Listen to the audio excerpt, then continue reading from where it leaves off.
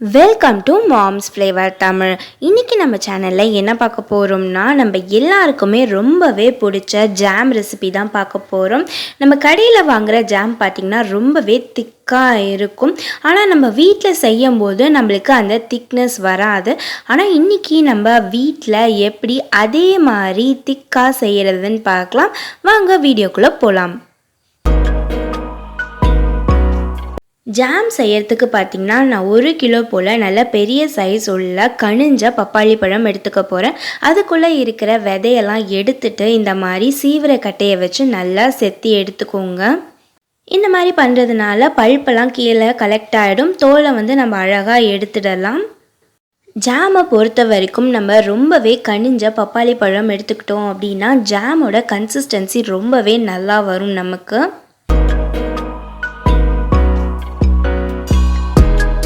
இதோட நான் ஒரு கனிஞ்ச ஏலக்கி வாழைப்பழமும் சேர்த்துக்க போகிறேன். சேர்த்துட்டு அதையும் நல்லா சீவிரக்கட்டையால் சீவிக்கோங்க.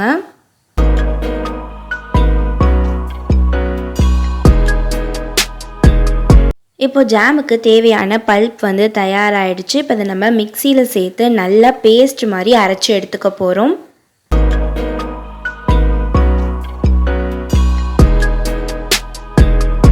அடுத்து இதோட நம்ம பன்னீர் திராட்சை சேர்க்க போகிறோம். நான் 100 கிராம் பன்னீர் திராட்சை எடுத்துக்கிறேன்.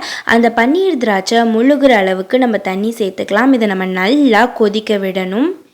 இப்போ பன்னீர் திராட்சை நல்லா குக் ஆகிடுச்சு. இப்போ இது பார்த்திங்கன்னா நல்லா குழஞ்சி வந்துருச்சு. இப்போ இதை நம்ம வடிகட்ட போகிறோம். இதை நம்ம டைரெக்டாக நம்ம அரைச்சி வச்சுருந்த அந்த பப்பாளியோட வடிகட்டி எடுத்துக்கலாம்.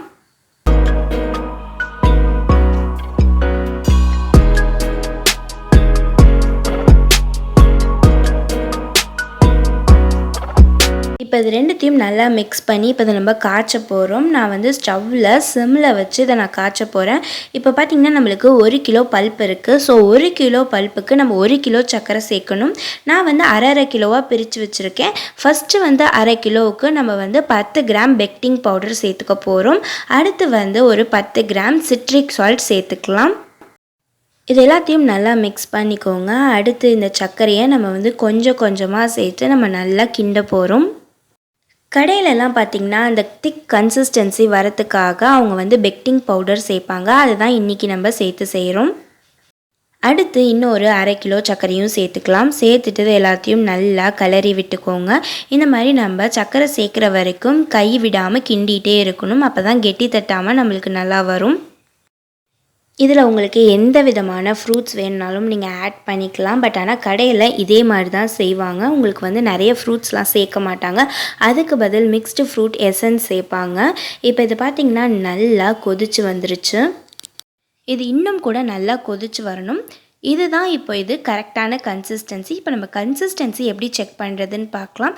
இதுக்குள்ளே நம்ம லைட்டாக ஒரு ஸ்பூனோ கரண்டியோ இந்த மாதிரி விட்டு நல்லா கிண்டிக்கோங்க. கிண்டிட்டு நல்லா உதறிட்டு அதை கொஞ்சம் நேரம் ஆற விடுங்க. அது ஆறினதுக்கப்புறம் நம்ம ஒரு ஸ்பூனை வச்சு எடுத்து பார்த்தோம் அப்படின்னா அந்த ஜாம் நல்லா உருட்ட வரணும். இந்த மாதிரி வந்ததுன்னா நம்மளுக்கு ஜாம் செட் ஆகிடுச்சுன்னு அர்த்தம். அடுத்து நான் 2 பிஞ்ச் போல் சோடியம் பென்சைட் சேர்த்துக்கிறேன். அதுக்கப்புறம் ஃபுட் கலர் சேர்த்துக்க போகிறேன். அடுத்து நான் ஒரு மூடி மிக்ஸ்டு ஃப்ரூட் எசன்ஸ் சேர்த்துக்க போகிறேன். இது எல்லாத்தையும் நல்லா மிக்ஸ் பண்ணிக்கோங்க. சோடியம் பென்சைட் எதுக்குன்னு பார்த்தீங்க அப்படின்னா நம்மளோட ஜாம் ரொம்ப நாளைக்கு கெட்டு போகாமல் இருக்கும். இப்போ இதை நம்ம இதில் சேர்த்து நம்ம நல்லா மிக்ஸ் பண்ணிக்கலாம்.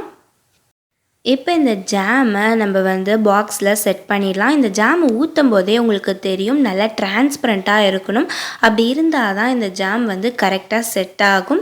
இப்போ நான் இதில் ஊற்றி செட் பண்ண போகிறேன். இது பார்த்திங்கன்னா நல்லா ஆறுனதுக்கப்புறம் உங்களுக்கு கடையில் வாங்குகிற மாதிரி இந்த மாதிரி ரொம்பவே கெட்டியாக ஆகிடும்.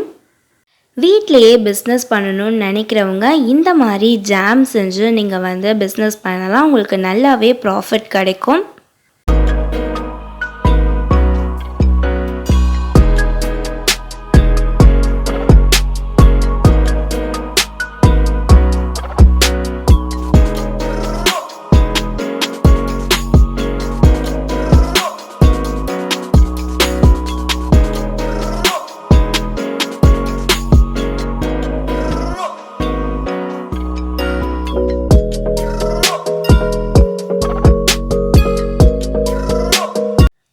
இந்த வீடியோ பிடிச்சிருந்தா லைக் பண்ணுங்கள், உங்கள் ஃப்ரெண்ட்ஸ் அண்ட் ஃபேமிலியோட ஷேர் பண்ணுங்கள்.